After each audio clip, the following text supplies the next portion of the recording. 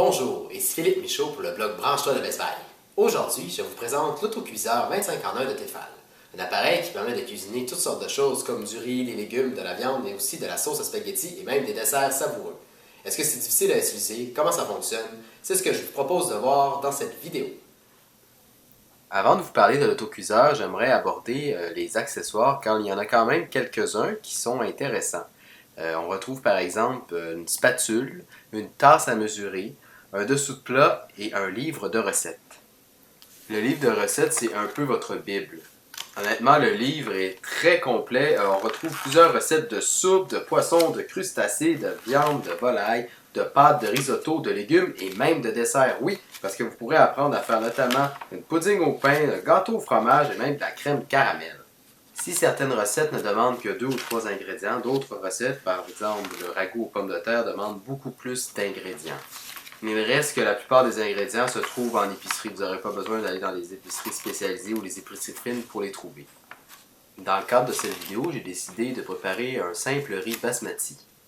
Alors c'est très simple, il suffit de verser 300 ml d'eau dans le chaudron puis d'ajouter une tasse de riz basmati.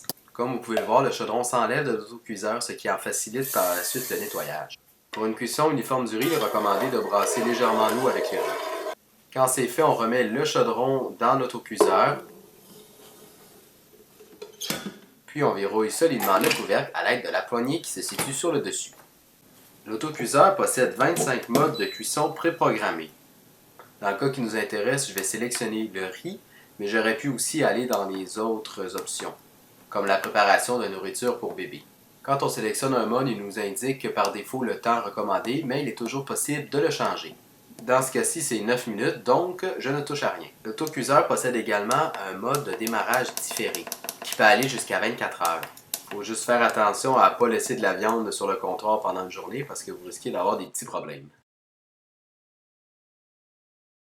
Je ne sais pas si j'avais mal réglé quelque chose, mais de mon côté, la minuterie n'affichait pas le temps restant.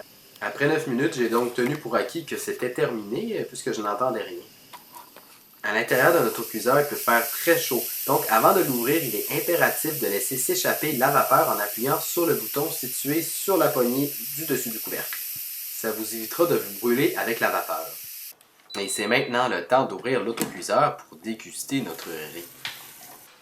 Bon, j'ai trouvé que le riz avait une belle consistance et se tient bien en place, comme vous pouvez le voir. Juste un petit bémol, je l'ai trouvé un peu trop croquant. Peut-être qu'il aurait fallu 1 ou 2 minutes de cuisson supplémentaire et ça aurait été parfait.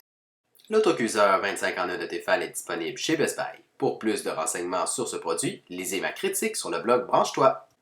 C'était Philippe Michaud. À la prochaine!